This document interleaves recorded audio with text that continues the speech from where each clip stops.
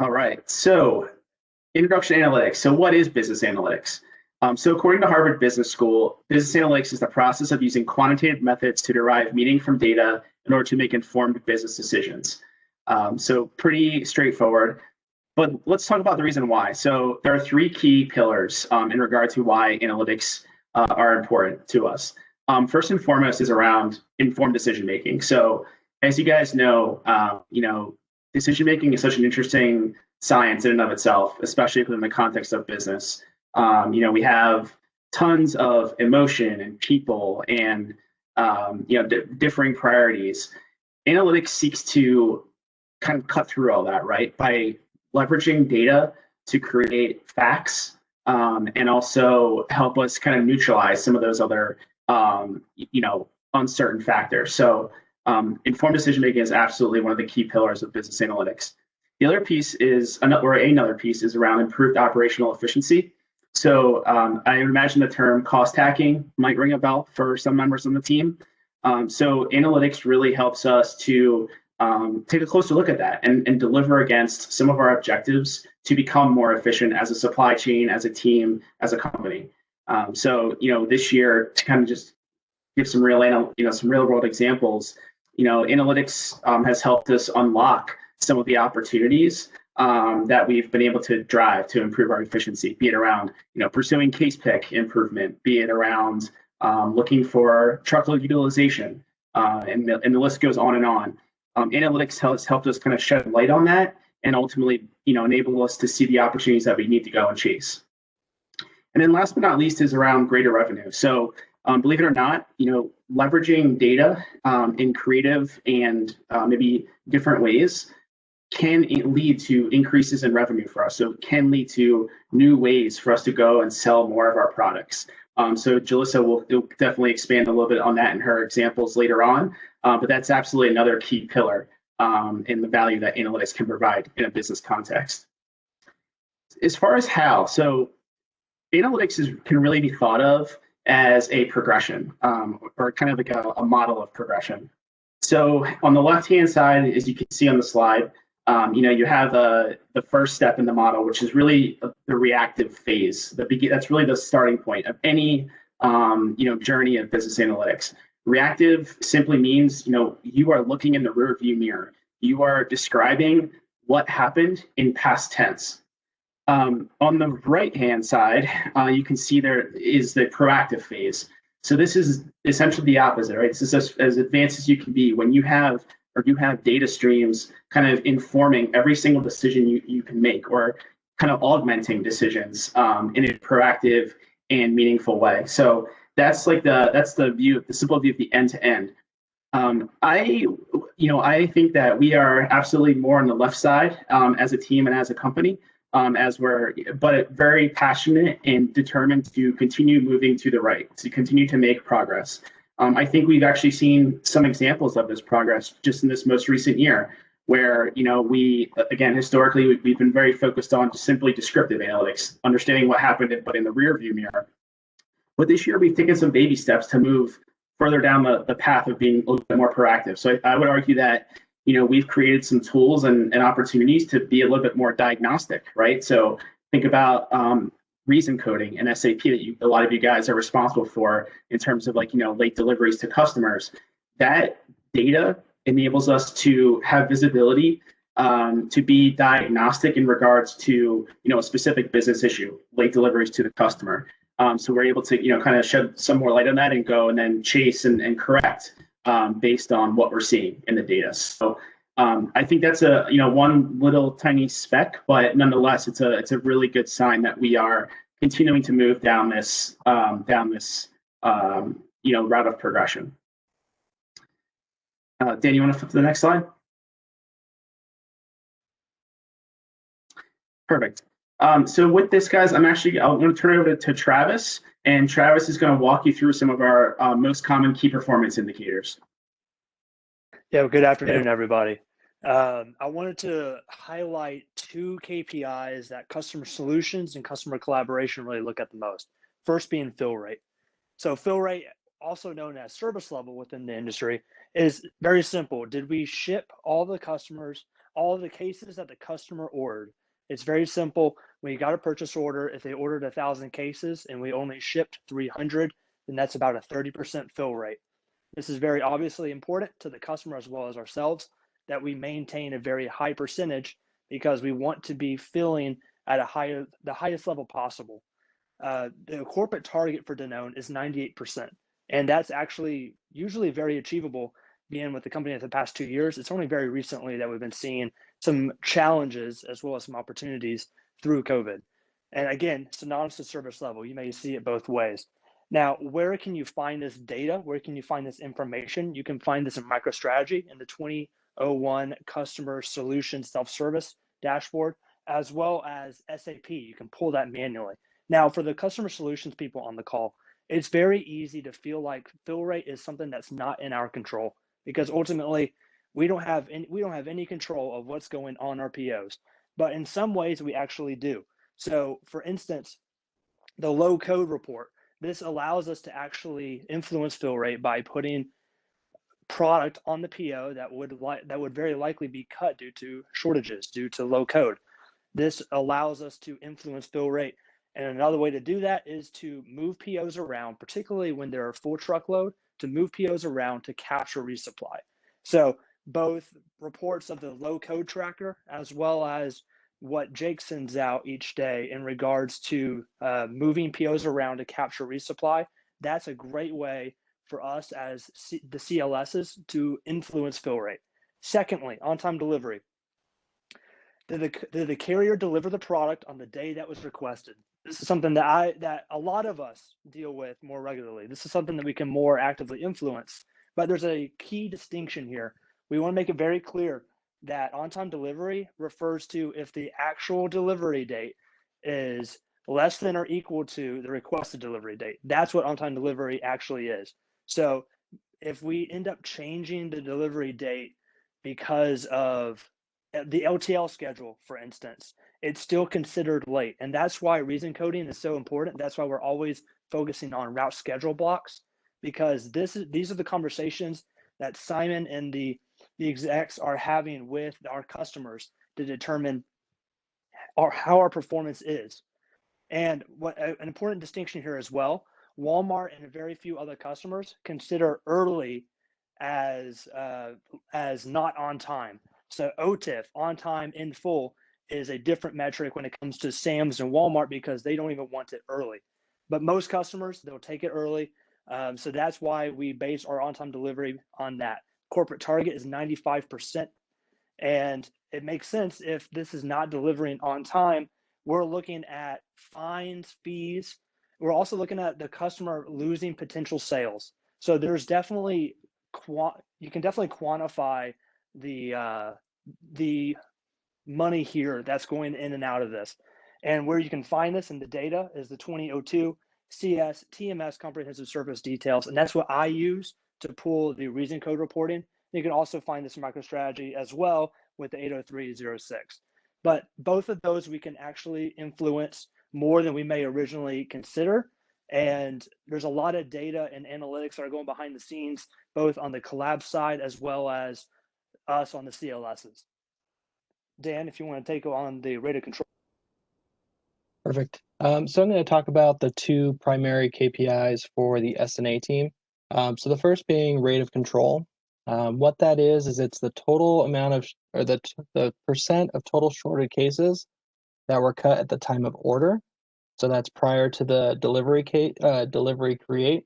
And basically that's just representing how much of that shortage picture did we have control over. It's only taken into account items that were cut for U3. So if you cut anything for, overweight, or, production has ended, it's a new item, it's not available yet, any of those cuts don't reflect in our rate of control. The formula that you're going to use for that is just shorted at order cases divided by your total shorts. We know in our world we're going to have shorted shipment cases. That's going to happen, delayed STOs, the picker drops the pallet, that's going to be part of our business. And so as a result from that, we've set our corporate target at greater than 70%, because we do know realistically it's impossible to have, a 95% target when it comes to rate of control. Reason that we keep track of this is it helps the warehouse to be more productive. If we were just to let everything flow through and the SNAs didn't go through and manage the product availability the way that they do, then the warehouse would be spending time looking for those cases that we know, because we can see in SAP, don't actually exist. So my question for anybody that wants to toss up an answer is, on a weekly average, how many cases do we short? Anybody have an idea?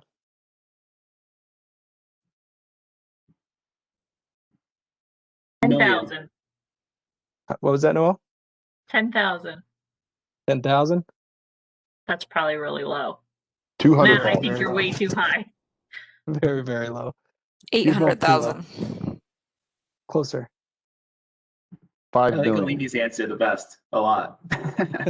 Yeah. So we actually short on a weekly average 650,000 cases. And that's out of roughly 8.9 million cases ordered.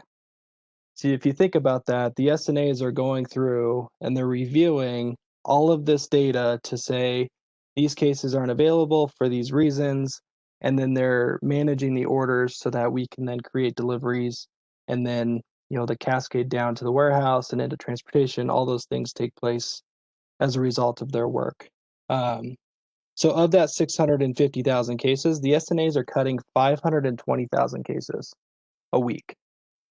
So if you just think about the sheer amount of work that takes, and the research that's involved, this team really does an amazing job of ensuring that we're able to increase efficiency for the warehouse, but it also allows you to provide more lead time for your customers to understand if they need to reorder items because it's been cut prior to that delivery when it actually shows up at their door. So that's the importance of the rate of control. And then we also have a metric called weighted rate of control. So it's slightly different. So the weighted rate of control is going to look at the percent of the total ordered cases that were shorted at shipment. So the rate of control is looking at the cases that were cut at order, where the weighted rate is going to be looking at everything that's shorted at shipment. So this allows for everything to be reported proportionally to total cases ordered. So if you think about MTC and COI, MTC ships about 1.7 million cases a week. They're shorting at ship 24,000 cases, where COI is shipping about just under 1 million cases, and they're shorting at ship 16,000 cases. So who is performing better? Is it COI or MTC?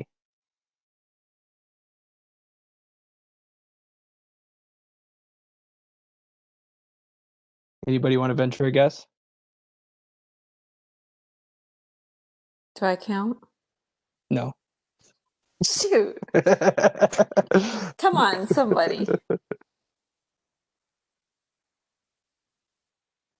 All right, well, I'll help you guys out. So with rate of control, we're going to look at it in relation to the total amount of cases that they shipped. So even though the MTC has shorted more cases, in relation and proportion to their cases shipped, they're actually performing better. They're shorting at ship less cases than COI is. So their weighted rate of control is at 1.4%, where COI's is at 1.6. So there's not a dramatic difference, but if you're just looking at total cases shorted at ship as your metric, you're missing part of the picture. And so that's why we utilize the weighted rate. As an organization, we've set it at less than 0.75%.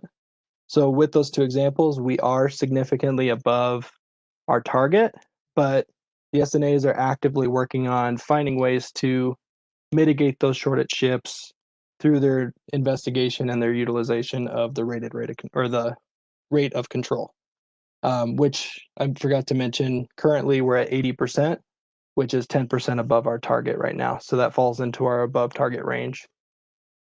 And you'll see an inverse relation. Yo, go Hey, ahead. Dan, quick question. Sorry to put you on the spot. In regard to the weighted rate of control, or like the cases that are shorted at shipment, do we reason code those? And if so, do we know like what's the biggest driver when we see shorted shipments? So we've done some work. I say we as the S&A team has done a lot of work around that to identify. They've done some reason codes, and I think it's primarily delayed STOs.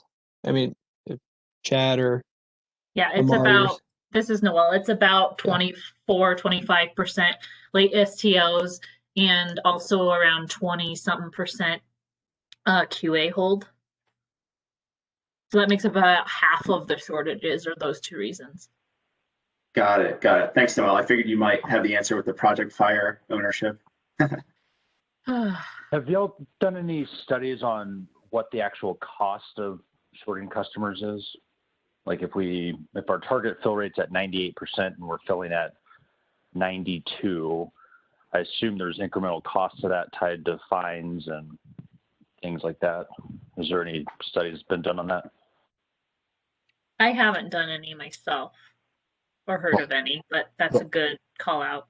Yeah. Also, Cody, truckload efficiency too, right? Mhm. I mean, we're not shipping Well, that was a full my truck. that was my next point, right? We've seen this year, and I think it's tied to fill rate, right? Is our shipment count growth is outpacing our sales growth or sales volume growth, right? Which would tell me that truckload utilization's down, and that's tied to fill rate in a lot of cases. So I was just curious. We had kind of a idea, like, a 1% drop in fill rate equals this many dollars. Yeah, Cody, it's a big number. It's been a while since I've looked at it, but at one point in time, I did kind of put a financial value against just to short what we were shorting. But obviously, it's not that simple, right? Because customers will reorder if they're not filled, and therefore you kind of get into a lot of double counting and whatnot. So I think it's definitely something super interesting that we should consider taking a closer look at, in the future. Awesome. I'll pass it off to you, Jalissa.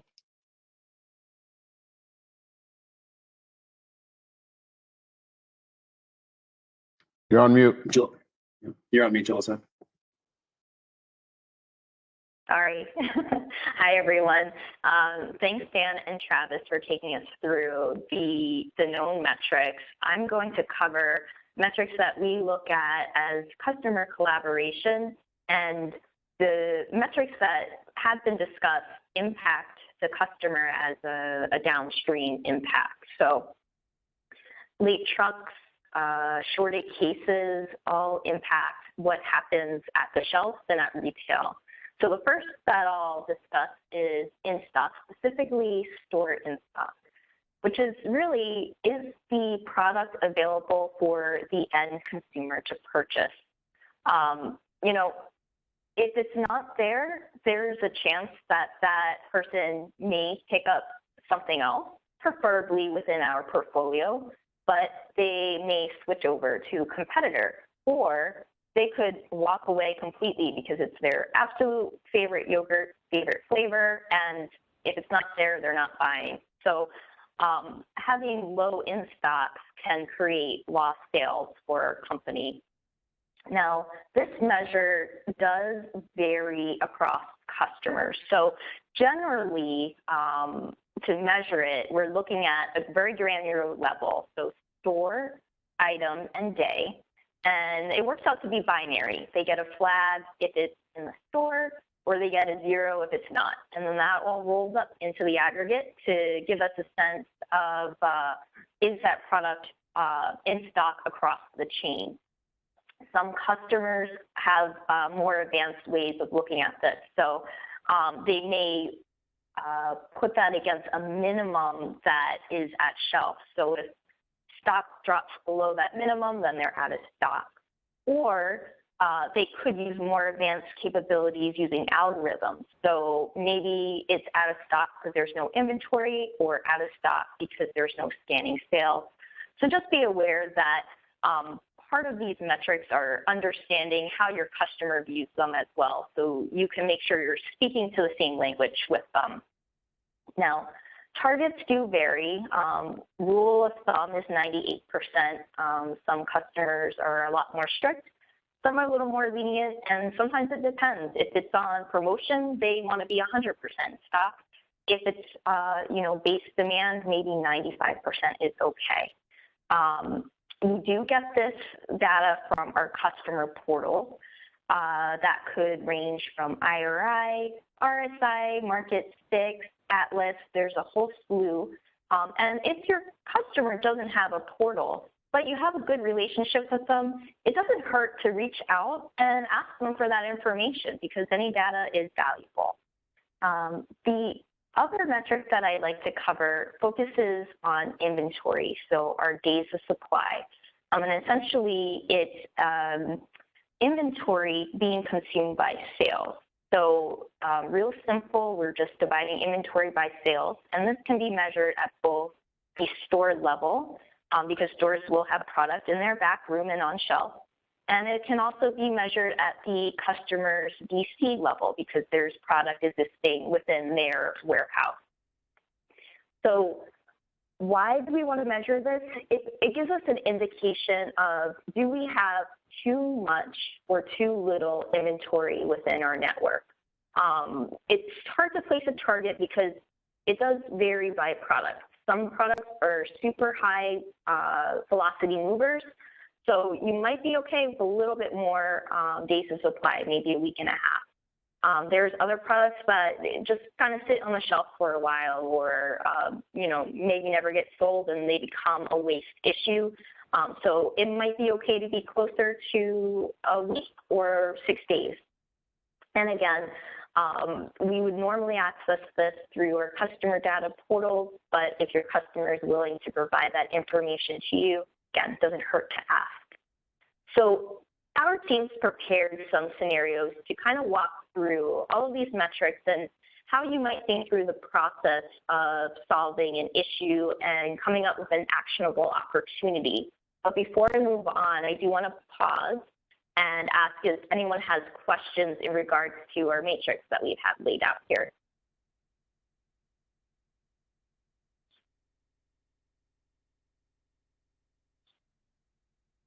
All right. And of course, if, you can always enter in the chat too. I'm happy to answer there. So I'd like to bring some of these metrics to life. So we'll look at the first case scenario, new items. New items are huge for a company. Innovation is a huge investment. It helps bring consumers to market. So we always want to make sure we have a focus here. In this case, your sales CBM is coming to you and they're trying to understand, my new item is not selling. Why is it not performing at the shelf or at the retailer? So let's go through a flow of end-to-end data that we can analyze and make some assumptions, understand what's going on, and come back to our sales CBM with possible recommendations.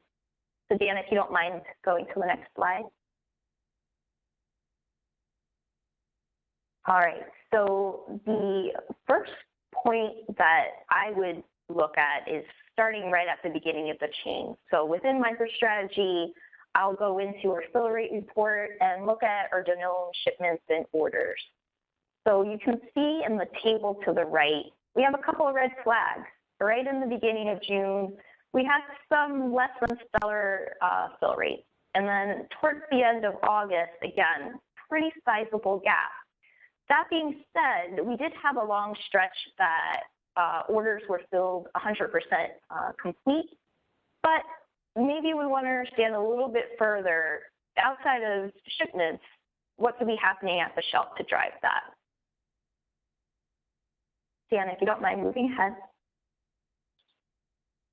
All right, so now we're going to take some information from the customer portals, and here we're going to look at a combination of different metrics. So I just want to call out, some people it helps to look at a table and maybe you can have all of those metrics in a line.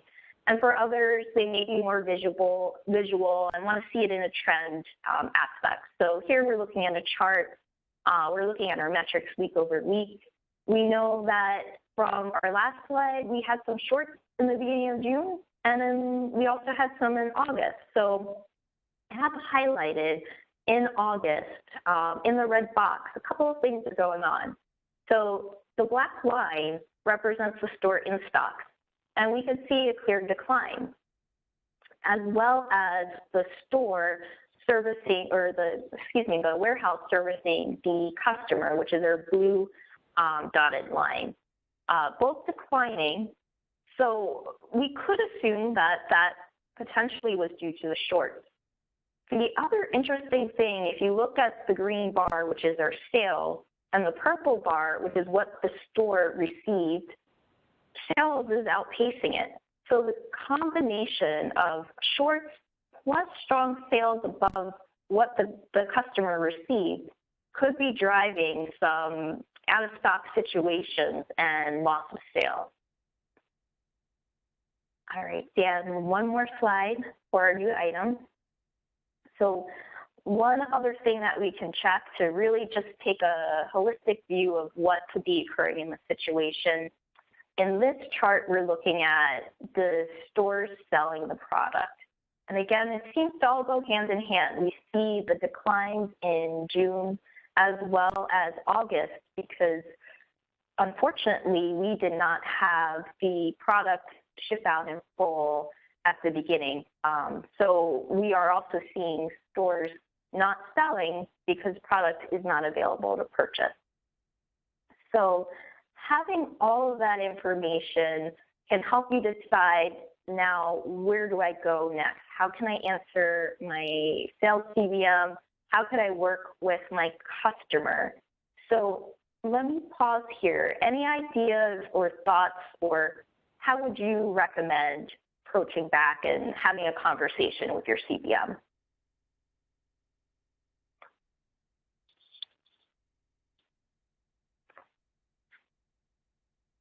So, Jalissa, I don't have the answer, but I was just curious, and maybe it's kind of feeds in the question, but how do you believe that having this level of detail and data enables you to have a different type of conversation than you otherwise would?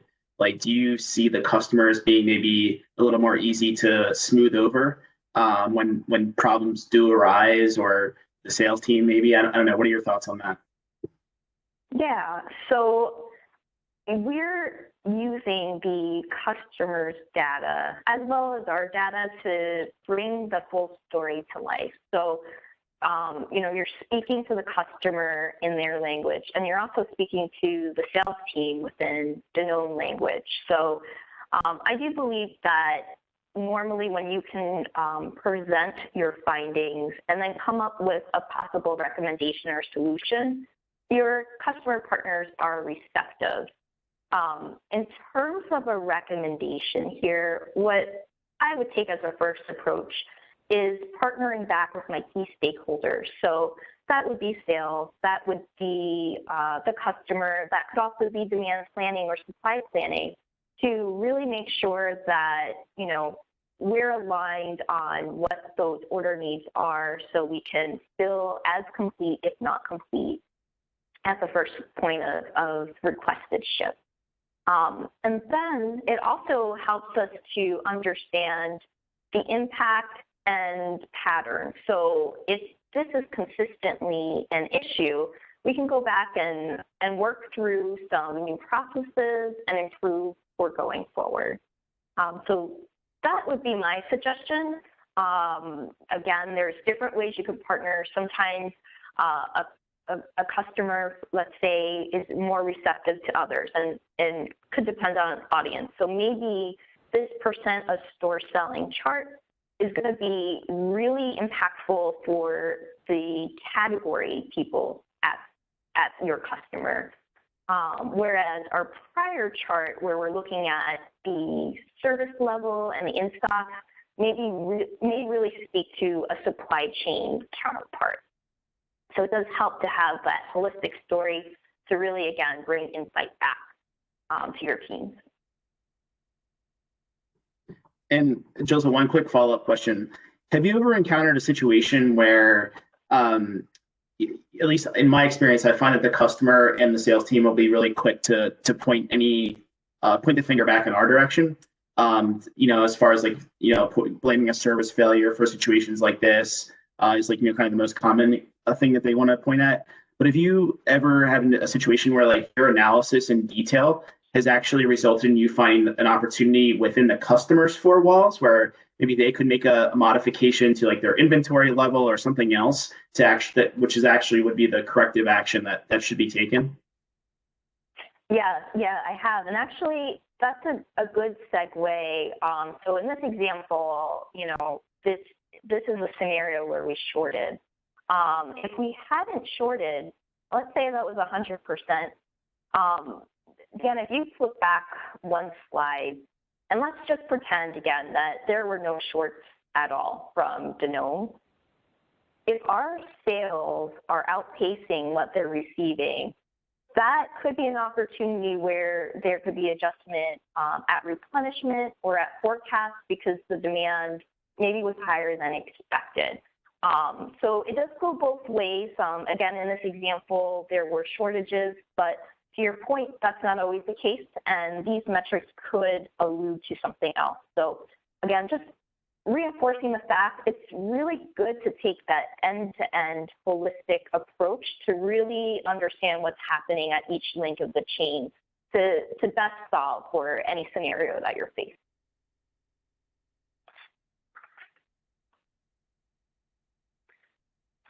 All right, so let's look at now a different type of situation, but maybe Danone is not at fault. So your customer is coming to you and they're starting to see high reclaim or waste at the store. So essentially the product sits on shelf to end of life. It's no longer saleable and has to be destroyed or tossed out. So let's go through again the end-to-end data that we can use to tell our story.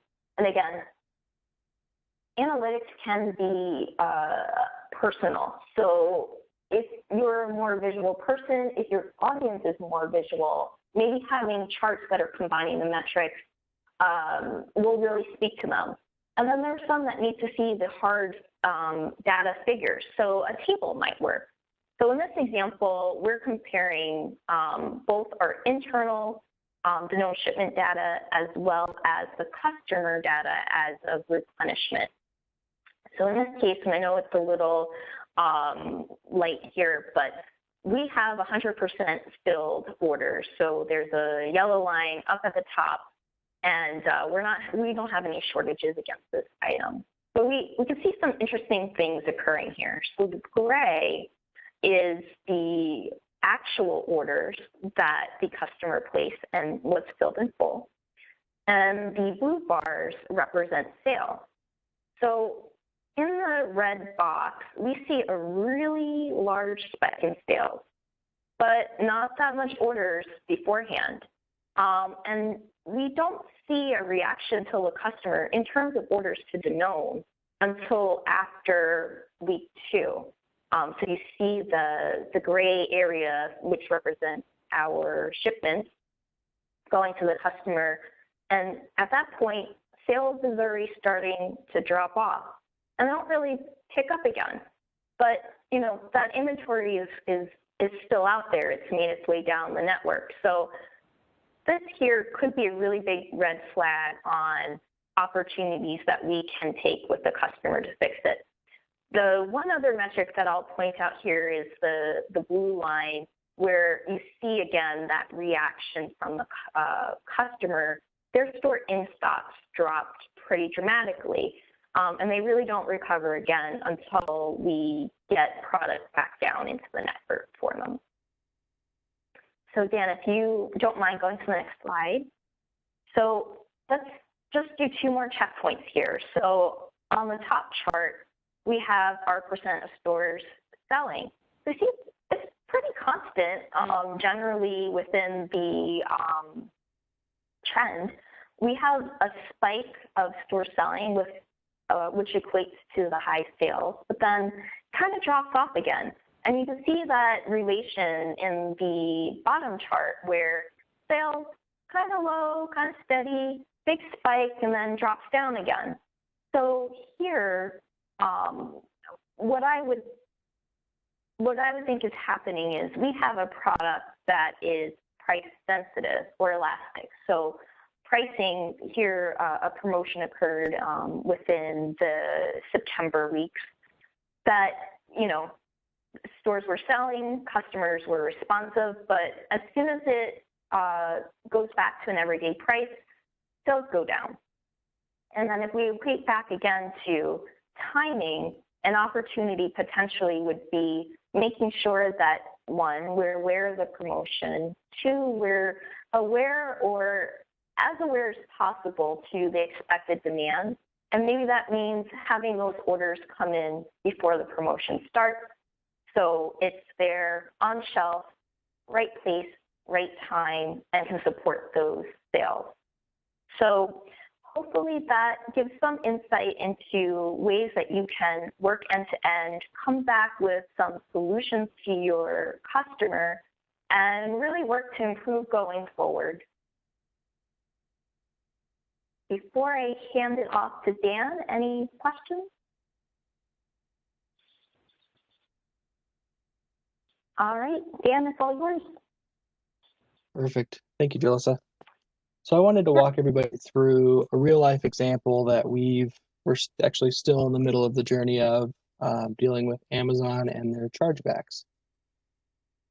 So a couple key concepts that I want to make sure everybody understands so that you can follow along is Amazon fines us if we have incomplete information or inconsistent information within our ASN. What an ASN is, it's an automatic shipping notification. So it's a output that is sent to the customer prior to the delivery being made. So as soon as the order is PGI'd, so it's put on the truck, it's sealed, and it's shipped away, it's going to take all of the information that was built or inputted for each item, for each pallet, and it's going to send that over to the customer. So that includes the picked quantity for that pallet, for that item, all the batch codes. So any whole multitude of relevant information is going to the customer. Amazon then, if we do have any incomplete or any inaccurate information, they fine us, and they call those chargebacks. So historically, this has been just a thing that we, just come to accept. It's always something that we've wanted to find ways to mitigate. But we were kind of handicapped when we were, first coming to the table. So this has been a long-standing issue. When we looked year over year, it was a $408,008 hit to the Danone P&L so we were sending them product, they were selling the product, but they were charging us for missing something along the way. The Amazon portal that we use to pull the information out to see what the fines are was very limited. It's difficult to work with. It doesn't have all the necessary and required pieces of information that we needed to be able to address and attack the issues that we were facing.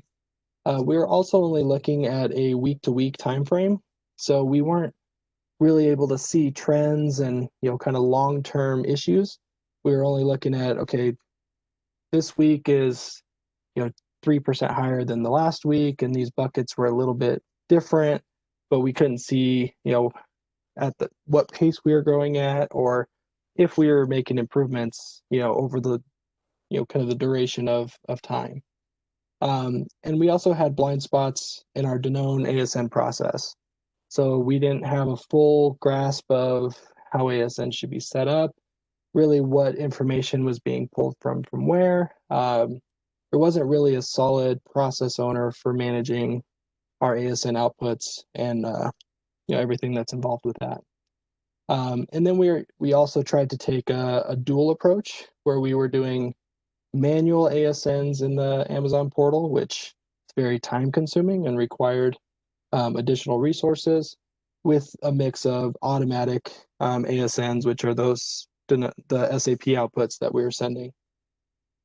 But with incomplete information and bad settings, the two weren't flowing well until we actually started to dive in and really understand what was going on within our own system. And what we found when we went through and we reviewed everything and kind of looked at the settings that were set up when Endeavor kicked off, is we had two different settings set up, or two different ways of ASNs being set up in the output log. So half of them were being sent to the customer and the other half were failing because we just didn't have the right parameters in place. And so through our investigation in Amazon and analyzing the data, we actually repaired all of our ASN output issues in one fell swoop. So we saw direct impact and improvement with Walmart, Target, and some of our other ASN partners that were also finding us for those missed ASNs. We also took an approach of taking the Amazon portal data that was incomplete and had a lot of holes, didn't have the PO number, or only had the PO number, but didn't have the delivery and some of the dates that we have in SAP.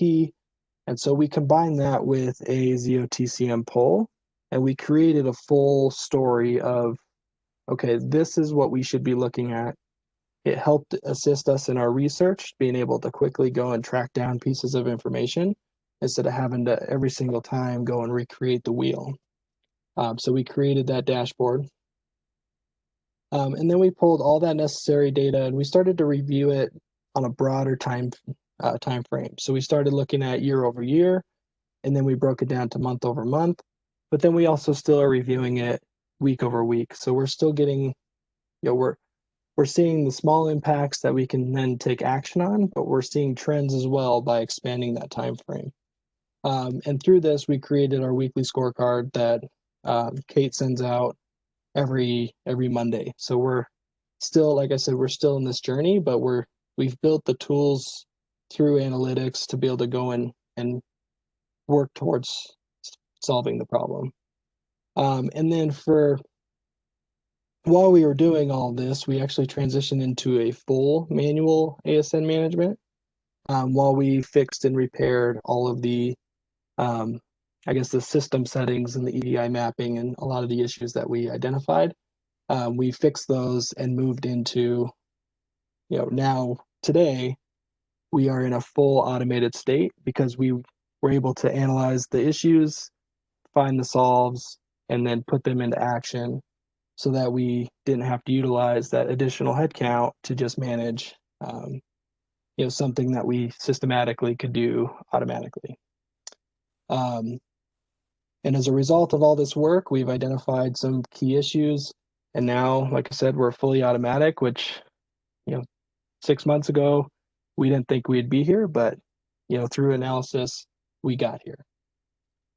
So I'm going to take you through some of the things that we used to help identify some of those pressure points and areas of opportunity. So you can see the top graph here, and like Jalissa said, I have two versions of the graphs. I have the line graph, and then in the next slide, I'll have the table because I'm more of a table guy. But this definitely helped illustrate where we needed to focus our energy. So you can see the red line. This is an on-time non-compliant. So what this was saying is the delivery was showing up before the ASN was being entered. And so part of that was due to that Amazon actually never receiving the ASN. And in the instances where we were manually creating them, we weren't creating them in a timely manner, especially for some of those customers that are same-day delivery. We weren't getting in there right exactly when we needed to be because we didn't know when that order was actually going to PGI to have all the information. And so you could see in September and kind of moving into October, that's when we started to clean up our system. And we identified that we had systematic issues. And once we fixed that, we saw our fines plummet. And so, we're giving each other high fives. Everything looks good. As we move into December, we have a few blips. But then we got into December and things started to climb up again. And we didn't understand why. We thought we had solved the problem. We were, ready to move on. But then we realized as we, if I jump to the next slide here and look at the table, Amazon added a brand new chargeback that they didn't have before. And so through reviewing the tables and the metrics, we were able to identify that in December, they kicked off on a new chargeback for a PRO and BOL mismatch. So the information that we were sending wasn't matching what the carrier was putting into the carrier central or the carrier portal. And so that was a huge spike, especially as we got into COVID and order quantities started to get larger and larger. Those fines started to become rather significant, where we hit in 1 month period, almost $50,000 in chargebacks for something we were unaware of. And so had we had this, more holistic view that we have today, at this point, we would have been able to catch it rather quickly, find ways to solve and, eliminate, all these big spikes that we had in March and April. We moved in from that March and April timeframe. Decisions were made to go back to that manual process and then really start to dive deep into the raw data, the facts, and figure out, okay, we need to do this, we need to add that. We did some EDI mapping changes. We identified some opportunities with some of our DCs and their ASN capabilities. And we started to work with them, which again translated to fixes for Walmart and Target and Amazon and all of our other ASN partners. And then once we analyzed and fixed those things, we were able to transition back into an automated state where you can see, September was our cutover. So we still had some noise with the manual versus the automatic and the timing of things. But now we're down to about $20,000 a month versus, the 35, 118, 62. So we've made significant strides by reviewing this on a regular basis, having the tools and resources to catch those nuances that we were unaware of before. And this has really started to transition us into the right lane for Amazon chargebacks. And then my last slide is just a picture of the report that we use every week. So it's pulling in all of the necessary pieces of information that not only our team needs from CS and Collab, but we also have the pieces that the transportation team needs to help assist us in solving some of these problems with the PRO numbers and some of the things that they're transmitting from a transportation perspective. But it also gives us information if we do need to connect with the EDI team or IS to figure out, what's going on deeper into the maps and, what's actually being populated in the ASN. So through this, it's been widespread. This wasn't just a CS CC collaboration piece. This was, just about every department that we work with had some stake in this game and solving the problem. So it was a huge victory. I'm really proud of the progress that we've made, and I know that we have more work ahead of us because Amazon likes to change up the game on us, but analytics played a key role in being able to solve this for us. So, Dan, a quick question before we move ahead. Do you have a sense for how an ASN benefits the customer versus like a standard like shortage notification? Is it like, does it paint a more holistic picture of what's inbound to them, or can you kind of elaborate on that? Yeah, so what an ASN does is it loads all of the batch information and the actual shipped quantities into the customer's system prior to it being received. So it increases their efficiency from a check-in perspective. It's generally more accurate than if they were breaking down the pallet on the dock to do a physical count. There's less opportunity for human error generally with an ASN. So it greatly helps expedite their receiving process. I know during my time at Pepsi and working with, customers shipping in or Pepsi shipping into a Walmart, not a DC, but an actual store. When the ASN would be received, they would scan that license plate, confirm, yep, this is the one that I'm supposed to receive, and then the driver could then take it and just park it in its spot. Or if they didn't have that process, the driver would have to go through and count each individual case on that pallet. And so some pallets aren't easy to count. You could have the one case you need is built into the middle of the pallet. And so ASNs greatly help expedite the receiving process for the customer. Got it. Makes sense. Thank you. Mm-hmm. Any other questions?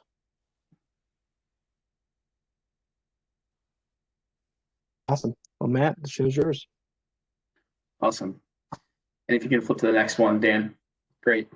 So guys, just to summarize some key takeaways.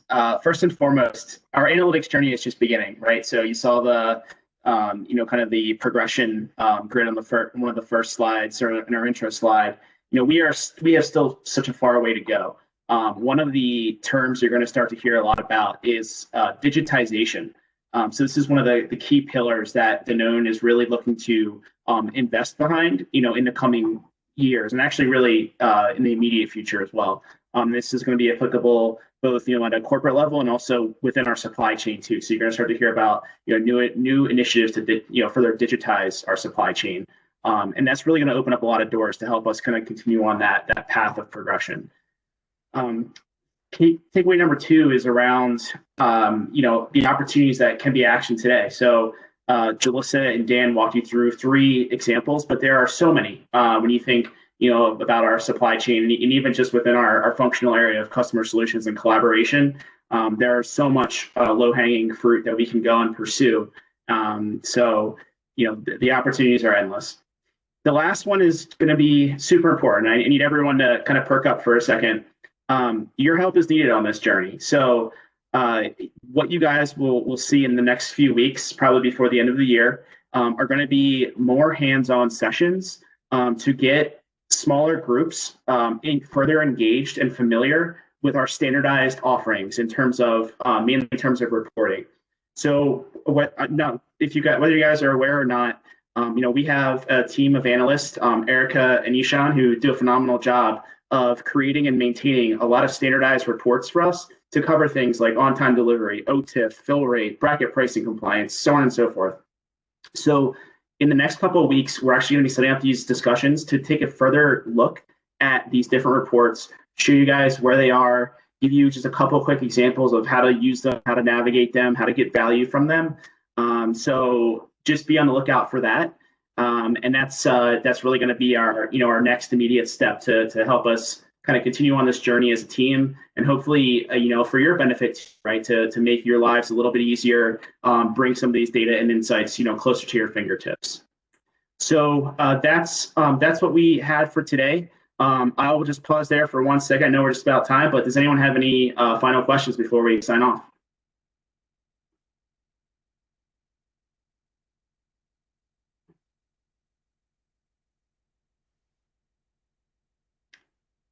All right, guys. Well, if there's no questions, thank you for your time. Appreciate you attending. And if anything comes to mind, please don't hesitate to reach out to any of us. See you guys. Thank you. Thank you. Thank you. Bye.